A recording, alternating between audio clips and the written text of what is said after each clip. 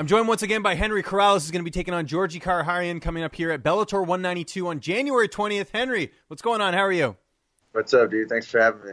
Hey, thanks for joining me, I should say. It's good to talk to you, especially during the holiday season. And how was your holiday season? For those who don't know, it sounds like you got to spend some time with the family. It was cool. Weight's down, so I got to eat a little bit and hang out with family, so it was pretty cool. So when you say get to eat a little bit, what exactly did you get to have? Because I know sometimes the line's a little blurry. I'm assuming some turkey, but no gravy, or how does that sort of work? I had some prime rib and a bunch of vegetables. Nice. There you go. So you can still eat healthy and have like the good stuff too, right? So yeah, just no dessert. Excellent. Well, it's been a great year for you, man. Just kind of looking back, and your last fight especially, you get the unanimous decision win over Noad Lahat, the UFC veteran at Bellator 182. Now, I know you didn't get the finish in that one, but you must have been pretty happy with your performance in that fight. Yeah, I was. Looking back on it now, I was. But there's a couple of weeks there where I was just a little frustrated. I think I could have put him away. But yeah. Yeah, no, fair enough. But, I mean, he's a UFC vet. It's a nice win that looks good on the resume and everything else. And I talked about it there. This year in 2017, you've gone 2-0. You got the finish over Cody Bollinger, and you get the win over Lahat. Have you been pretty happy with how the year went as a whole? I know you might have liked to fight a little bit more, but, again, 2-0 is not bad for capping off a year. Yeah, it feels good. This fight will be this coming up fight will be my third fight in the count in 12 months. So it's going to be a good year for me. Yeah. It's good to get everything in there. And do you feel like people are finally sort of giving you the respect you deserve? I know you had a little bit of a losing streak there, but now it seems like you've really found your groove, and you got this big fight here against Georgi. So I imagine Bellator is taking notice of the fact that you're a pretty top-notch guy. Yeah, I'm fighting another top 10 guy, so I'm pretty excited about that. And let's talk about the matchup. He's a former World Series of Fighting champ. Obviously, he's risen up the ranks in Bellator as well. How do you feel like you match up against him in this fight? I feel good. He's tough. He's well-rounded. He got a lot of experience, and it's gonna be a good fight. It's bringing out the best of me in this training camp. That's for sure. And he's a tough guy to finish. Do you sort of have to alter that in your training camp, knowing that he's a guy that's kind of tough to put away sometimes, and you might have to go into deep waters with a guy like this? Yeah, I'm always prepared for that. That's what we train for. But if the finish pops up, then it's gonna go down. For sure. And you talked about training camp a little bit there. Training at the lab with some great fighters over there. Who are some of your main training partners for this training camp ahead of this matchup?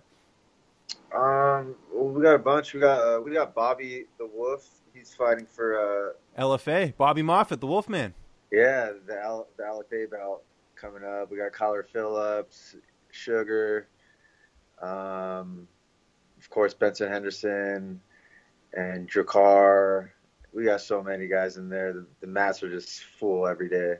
Yeah, and it seems like a lot of times when guys at the labs have fights coming up, it seems like everyone always has a fight, which is good because you guys are all sort of preparing at the same time. You mentioned Sugar Sean; he's got a fight coming up against Andre Sukumta, so it seems like you guys are all sort of preparing for something, which is great. Yeah, these guys, fight or not, everybody wants to train all year round, so that's pretty cool too. Yeah, nice luxury of training at the lab. We talked about the weight cut. Sounds like everything's going according to plan because you seem like you're in a good mood. And, I mean, this fight's a couple weeks away anyway, so I imagine the hard cut hasn't started yet. No, yeah, everything's on point. Good stuff. That's awesome. How do you sort of see this fight unfolding on the 20th? I mentioned Georgi's kind of a tough guy to finish, but you got to finish earlier this year against Cody Bollinger. Yeah, I'm just gonna go in there and do what I do. Put my chin down and go out there and slang them. And realistically, where do you think a win over Georgi puts you in the division with Bellator? Because again, that would be three in a row there for Bellator, and I imagine that would propel you pretty high up. I think so too. Hopefully it'll give me it'll put me in a position closer to get some vengeance for those L's that I took a couple years back. So that'll be cool.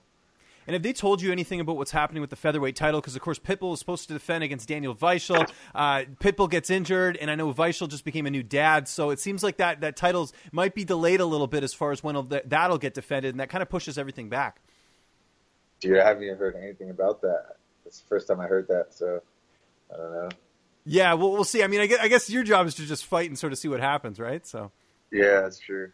Yeah, but I mean, the timing couldn't be better to be in Bellator. I mean, it seems like every day, there's lots of top contenders, lots of really good fights for you there, and I mean, you seem pretty happy in Bellator as far as being in the featherweight division.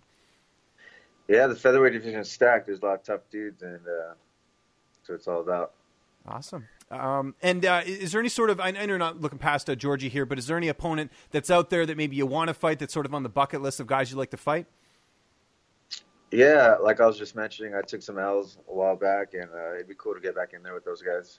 Yeah, get a couple of rematches in there for sure. What are you watching right now on Netflix? Are you watching any TV right now during the holiday season? Man, I haven't. Okay, fair enough. What have you been doing? I mean, I'm sure you're getting a little bit of downtime with the family. Are you guys just hanging out, going outdoors? Because I know Arizona's got some really nice weather. What's sort of been on the agenda for the holiday season? For me, just reading and hanging out with my lady. I've been hiking a little bit. Nice. I'm reading this book called The Rise of Superman. Oh, cool. Okay. What's that about? It's a book on flow and decoding the science of ultimate human performance. It's pretty interesting. Cool. Is that sort of a genre of reading you like to sort of get into, sort of the human mind and everything else? Yeah, it's sports psychology and stuff, and it's like it goes pretty deep into like action sports people, like snowboarders, big wave surfers, and that moment of flow where you either ride that wave or you just die. Right. Yeah. And any sort of advantage you can get, especially in this sport. I mean, it's it's great to have, whether it's flow or whether it's biohacking or anything like that. As far as tweaking things up, I mean, you got to use whatever you can in your arsenal, right? Heading into a fight.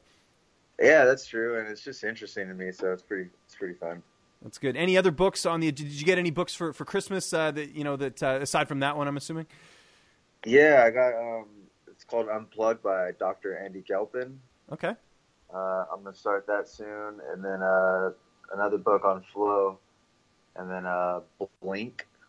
Okay. So, good stuff. Look at that. Yeah. It's interesting to see kind of what's out there as far as the science of like I said, ways of you can kind of tweak things a little bit, and I think there's a lot to uncover there, and we don't have a lot of time to read, so it's it's good to kind of pick up those tips and tricks when you can. Yeah, big time, dude. Yeah. That's good, man. Well, that's awesome. Well, everyone's got to check out this fight. It's Bellator 192 coming up here January 20th. Henry, really appreciate the time, especially during the holiday season. Just to remind people where they can find you on social media, and if you got any sponsors or shout-outs, the floor is yours. All right. I'm on Instagram mostly, Henry Corrales MMA. And then my main sponsors are Dreamscapes, Horticontrol, Help You Save Insurance, SMBG Clothing, Most Clothing,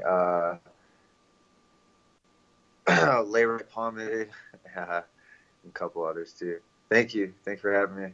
What's up, fight fans? If you like this video, be sure to subscribe to see even more interviews with your favorite UFC and Bellator fighters. We've also got coverage at events, including post-fight press conferences and media scrums. And if you like this video, check out the video to my right. It's worth your time.